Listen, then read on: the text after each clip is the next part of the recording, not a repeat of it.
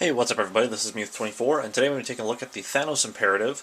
This is an event comic that happened at the end of the Annihilation War run, which was sort of the revival of the Guardians of the Galaxy, and sort of a revival as a whole for the Marvel Cosmic side of things. Now, for those of you who watched the unboxing video that I did, or rather the package delivery video that I did, where I opened this and the new Guardians of the Galaxy stuff, and some of the other Gundams. I had said that I wasn't planning to do this one right off the bat because I wanted to wait until I did the Gundam X review. And while I am plugging away at that model kit, I got quite a bit of it done this weekend. I just felt like I could do a review of this right now because I actually burned through this in like a day and a half. I couldn't put it down, so I'm going to do this review earlier than I thought, and that's just fine. So the premise of this is sort of like if you took the same idea as Civil War, where you basically throw all the characters together. With Civil War being the main Marvel heroes. Your Captain America and your Iron Man, your Spider-Man, and Punisher, and etc. This one's all the cosmic characters, and they all get thrown together. So you have Nova, you have the Guardians of the Galaxy, you have Silver Surfer, you have Quasar, you have some of the older ancient characters from the cosmic side of things. And so there's a lot of the new school tech side of things and the old school mythos and magic stuff that comes together in it, which is really interesting to sort of combine those. That said, the Marvel cosmic stuff is just kind of weird anyways, and I really like it because of that.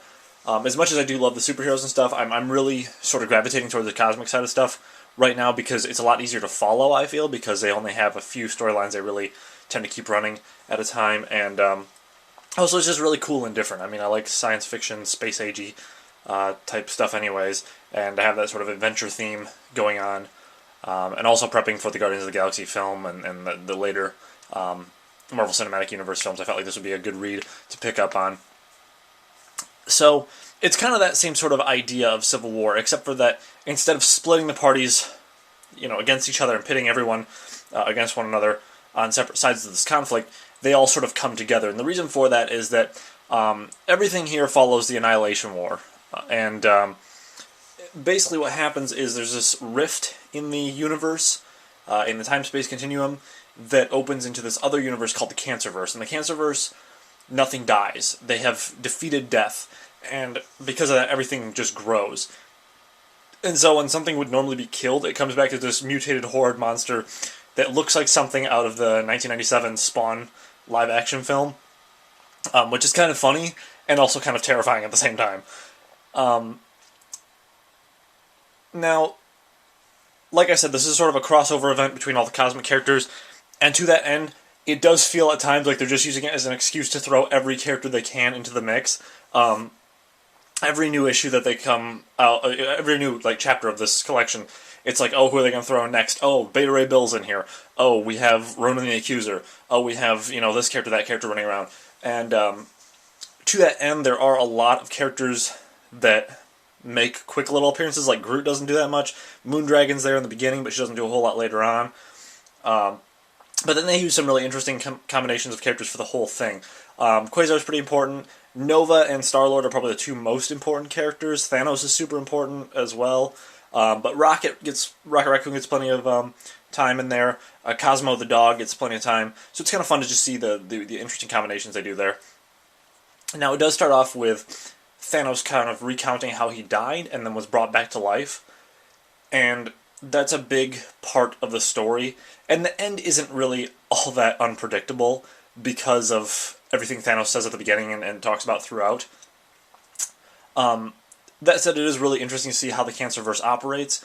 They have their own versions of every one of the Marvel superheroes. They have their own Avengers, which they call the Revengers, and they are led by this evil Captain Marvel,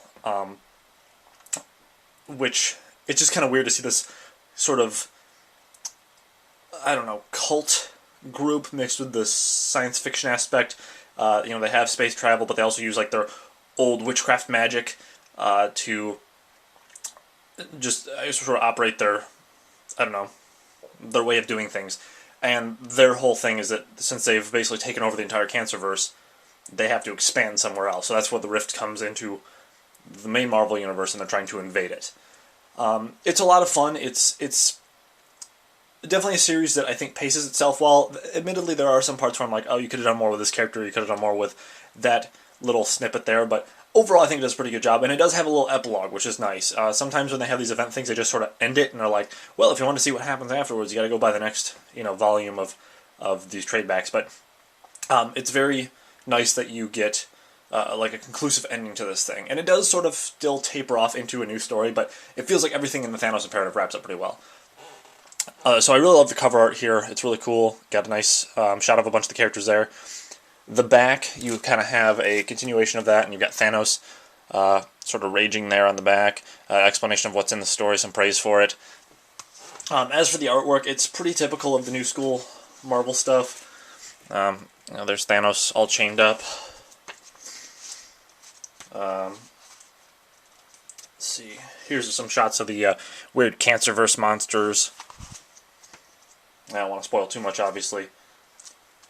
But, yeah, then there's, like, Drax the Destroyer and Cosmo the Dog. And so it's very typical of the, sort of the New Age Marvel Comics. You do also get some of the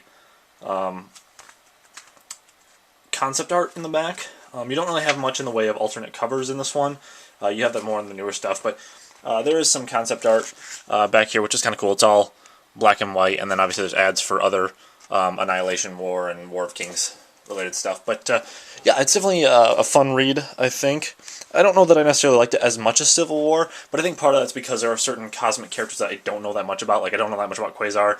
I know a little bit about Beta Ray Bill. Obviously, I know a lot about Silver Surfer and the Guardians, and Nova's, I think, a pretty prominent character in the cosmic universe right now, and it actually has been for the past few years. But yeah, I think it's written pretty well for an event comic of this sort, and it's decently thick too. It's not nearly as thick as the Age of Ultron event, but it's a little bit thicker than some of the other event stuff. And I feel like with this one, at least, everything that needs to be in there is in there. That was one gripe that I had with Age of Ultron, was it felt like there were little parts missing that could have bettered the whole. With this one, maybe they did cut some stuff out, but it feels like everything that needs to be there is there. So that pretty much wraps up this review, and with that, I will see you guys next time.